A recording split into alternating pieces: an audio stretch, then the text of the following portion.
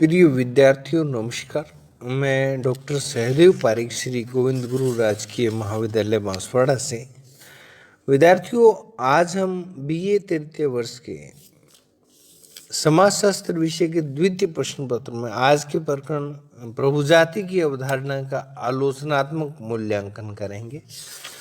विद्यार्थियों, पूर्व में हमने प्रभु जाति की अवधारणा के विषय में हमने वीडियो में आपको इस प्रकरण पर जानकारी दी थी, जिसमें हमने आपको बताया था कि प्रभु जाति की जो अवधारणा है वो एम.एन. श्रीनिवासन ने मैसूर में रामपुर गांव की सामाजिक व्यवस्था के विश्लेषण के दौरान एक नई अवधारणा प्रस्तुत की, और जिसे हम प्रभु जाति या डोमिनेट कास्ट की अवधारणा जो है वो कहते हैं। और इसमें आपको बताया था कि प्रभु जाति जो है वो भारतीय ग्रामीण समाज में सर्वव्यापी है, और अर्थात भारत के विभिन्न भागों में देहाती जीवन की एक विशेषता भी है। विद्यार्थियों, प्रभुता संपन्न और भूस्वामी जातियों की जो उपस्थिति है वो देहाती जीवन की एक विशेषता है, और आज ये अवधारणा जो है वो भारतीय शक्ति संरचनाओं को समझने के लिए एक वाद विवाद का विषय जो बनी हुई है।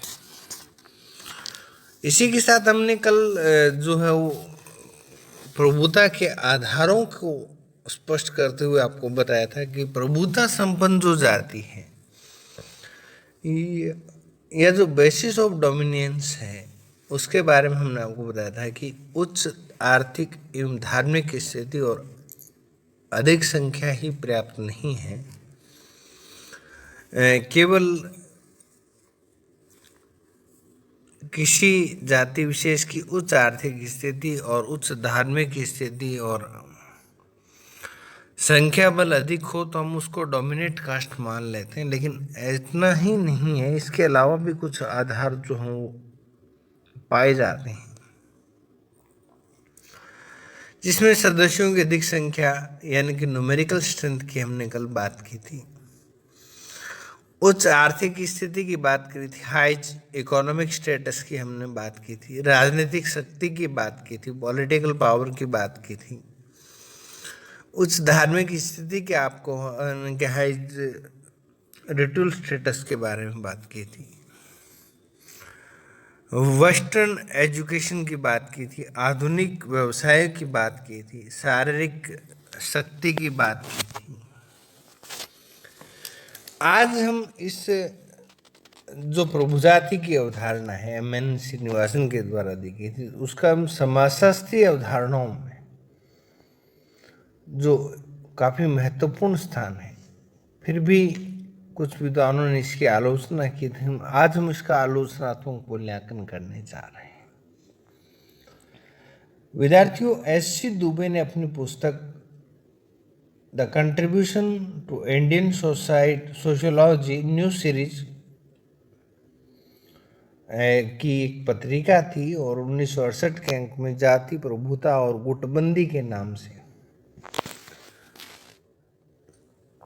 एक लेख प्रकाशित हुआ, और लेख में प्रभु जाति की अवधारणा का जो आलोचनात्मक मूल्यांकन किया गया, जिसमें जो आलोचना के बिंदु थे वो इस प्रकार थे। पहला तो ये कि यद्यपि सदस्यों की संख्या यानी कि जो संख्या बल है वो प्रभुता का एक महत्वपूर्ण तत्व हो, और फिर भी ये किसी जाति को प्रभु जाति बनने के लिए अनिवार्य नहीं, यानी कि केवल संख्या बल के आधार पर किसी जाति को प्रभु जाति बनाने के लिए पर्याप्त नहीं है। ग्रामीण इस बात की ओर इंगित करते हैं कि संख्या की दृष्टि से कमजोर जातियां भी प्रभु जातियां हो सकती है, तथा उनमें अधिक एकता और संश्लिष्टता जो हो पाई जाती है। धार्मिक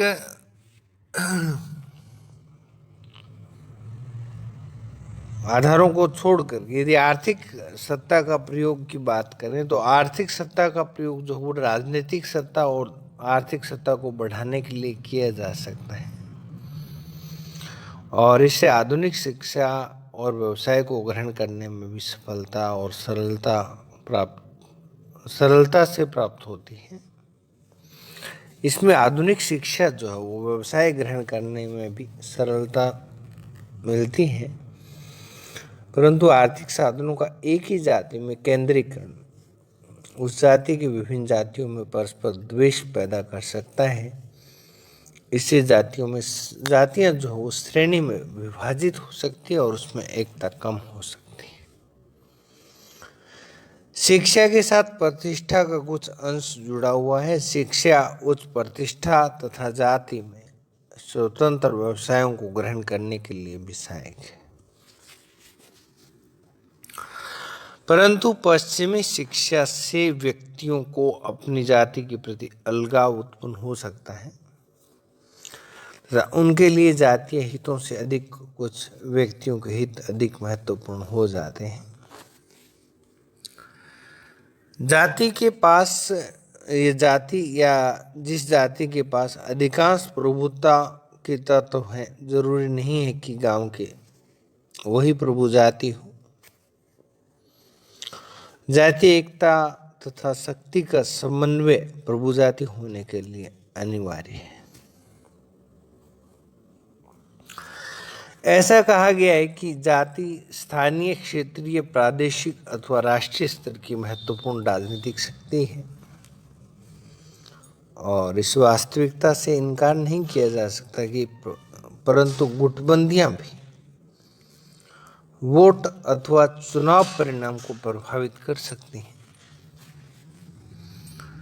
ये तो थी विद्यार्थियों एस.सी. दुबे की आलोचना। अब हम बात करते हैं टी.के. ओमन की। टी.के. ओमन ने जो हो प्रभुजाति की अवधारणा का आलोचनात्मक मूल्यांकन 1960 में प्रकाशित अपने लेख प्रभुजाति कुछ पर्सन यानी कि डोमिनेट कास्ट सम क्वेश्चंस, जो कि contribution to Indian sociology new series में प्रकाशित हुआ, में किया है। इनका कहना है कि प्रभुजाति में कुछ तत्व प्रदत्त है, जैसे आर्थिक तथा धार्मिक स्तर, जबकि कुछ अर्जित हैं जैसे आधुनिक शिक्षा तथा व्यवसाय। तीसरे प्रकार के तत्व हैं जनसंख्यात्मक तत्व, जैसे यथेष्ट संख्या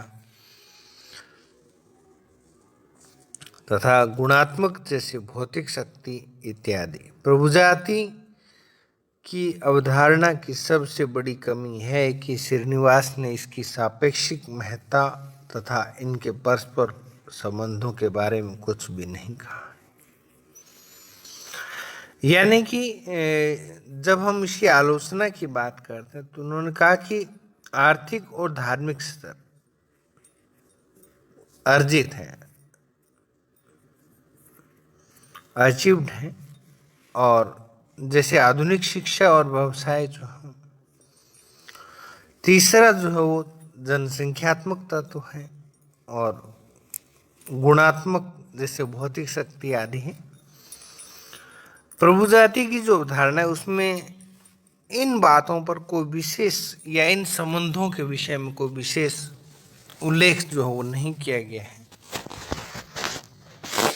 जब तक किसी जाति में प्रभुता के सभी प्रकार के गुण पाए जाते हैं तब तक तो समस्या पैदा नहीं होती है, परंतु अनेक ऐसी वैकल्पिक परिस्थितियां हैं जिनके दौरान या जिनमें समस्याएं पैदा हो सकती हैं। उदाहरण के रूप में आप इसको ये समझिए कि संख्या की दृष्टि से कमजोर जाति के पास गांव की अधिकांश भूमि तथा संपत्ति का स्वामित्व होता है, अथवा सरकार की दृष्टि से उच्च जाति का संख्या की दृष्टि से कमजोर होना इत्यादि ऐसे ही कुछ परिस्थितियां हैं। अगर इस प्रकार की परिस्थितियां पैदा हो जाती है तो कौन सी जाति प्रभु जाति कही जाएगी? यानी कि हम दो जातियों में से डिसाइड नहीं कर पाएंगे, ये स्पष्ट नहीं कर पाएंगे कि किस जाति को जो है वो हम प्रभु जाति माने।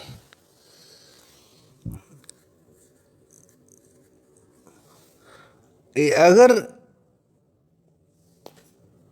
ऐसी परिस्थितियों में कुछ जातियां सामुदायिक सत्ता में साझेदारी रखती है तो ये प्रभु जाति की अवधारणा का ही निषेध है।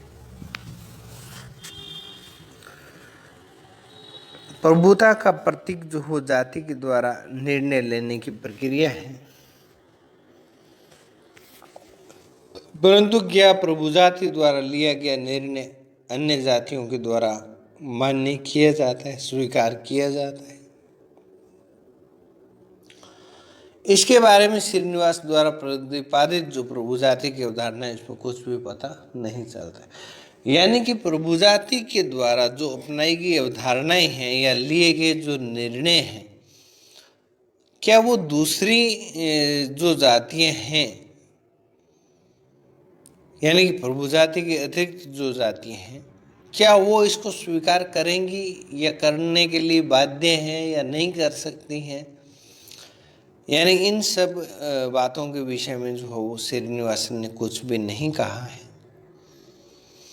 प्रभु जाति की अवधारणा में यह मान लिया गया है कि शक्ति के कुछ साधनों का पाया जाना इन साधनों में के अनिवार्य प्रयोग के साथ जुड़ा हुआ है, परंतु सदैव ऐसा नहीं हो सकता है।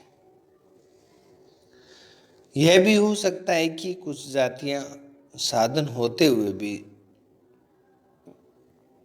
उनका अधिक प्रयोग न करें। प्रभु जाति की अवधारणा बिना जातीय एकता के अधूरी है और ये सामान्य सी बात है, सामान्य ज्ञान की बात है कि भारतीय गांवों में गुटबंदियां पाई जाती हैं और उपलब्ध प्रमाण भी हमारा इस बात की ओर ध्यान आकर्षित करते हैं कि ग्रामीण भारत में नेतृत्व के जो अनेक स्तर हैं और केवल प्रभु जाति तक ही सीमित नहीं। यानी कि हम ये ऐसा ही नहीं मान सकते कि हमारा जो नेतृत्व का जो हिस्सा है, नेतृत्व का जो भाग है या नेतृत्व के जो लेवल है वो केवल प्रभु जाति तक सीमित नहीं है। और यही इस अवधारणा की जो एक कमी मानी जा सकती है। प्रभु जाति की प्रभावशील क्रियाशीलता तभी संभव है जबकि गांव एक स्वतंत्र राजनीतिक व्यवस्था हो और हमारे पास कैसा कोई भी प्रमाण उपलब्ध नहीं है जिससे ये सिद्ध हो कि गांव भूतकाल में एक स्वतंत्र इकाई था तथा समकालीन भारतीय गांव स्वतंत्र इकाइयां नहीं है। अगर ग्रामीण भारत में हो रहे आर्थिक परिवर्तनों को सामने रखा जाए तो और भी समस्याएं उत्पन्न हो सकती है, सामने आ सकती हैं। और इन सब आलोचनाओं के आधार पर हम ये कह सकते हैं कि इस अवधारणा के द्वारा ग्रामीण सामाजिक तथा राजनीतिक जीवन का विश्लेषण जो किया गया है वो पूरा नहीं है, अधूरा माना जाएगा, उसको पूर्ण नहीं माना जा सकता। और इसमें अनेक खामियां या कमियां होते हुए भी अनेक विद्वानों ने इस अवधारणा को अपनाया है और सामाजिक और राजनीतिक जीवन को समझने का प्रयास किया है। पिछले कुछ दशकों में ऐसे नए तत्व जो विकसित हुए हैं जिन्होंने प्रभु जातियों की प्रभुता पर काफी प्रभाव डाला है, ये हम मान सकते हैं पश्चिमी शिक्षा को मान सकते हैं, प्रशासन में नौकरियों को मान सकते हैं, आमदनी के शहरी साधनों को मान सकते हैं, बालिग मताधिकार को मान सकते हैं और पंचायती राज को। और अनुसूचित जातियों के लिए गांव से लेकर के संघीय संसद तथा सभी निर्वाचित संस्थाओं में जो उचित प्रतिनिधित्व देने के लिए स्थान सुरक्षित किए गए उनका हम यहाँ पर उल्लेख कर सकते हैं। विद्यार्थियों, श्रीनिवासन का कहना है कि इन कारणों से निम्न जातियों में आत्मनिर्भर तथा शक्ति की नई भावना विकसित हुई है और जिन गांवों में अनुसूचित जातियों के लोगों की संख्या अधिक है तथा ये इतनी है कि वे स्थानीय शक्ति का पलड़ा किसी भी दिशा विशेष में झुका सकते हैं, तो इससे उच्च जातियों की प्रभुता पर काफ़ी गहरा प्रभाव पड़ता है या प्रभावित हो सकता है वो। और स्थानीय गुटबंदी ने भी प्रभु जाति की प्रभुता को कम करने में काफ़ी योगदान दिया है। वही संचार और संप्रेषण के साधनों में सुधार के कारण भी सर्वथा स्थानीय जीवन शैलियों की प्रतिष्ठा जो कम हुई है। प्रभु जाति आज भारतीय गांवों में शक्ति संरचना को समझने में कहाँ तक सहायक है, यद्यपि यह जो प्रश्न है उसका उत्तर काफ़ी कठिन है, परंतु फिर भी इसकी महत्ता को, प्रभु जाति की महत्ता को हम नज़रअंदाज नहीं कर सकते, क्योंकि इसके बिना ग्रामीण शक्ति संरचना को समझना काफ़ी कठिन कार्य है, दुर्गम कार्य है। तो विद्यार्थियों, आज के वीडियो में इतना ही। आगामी वीडियो तक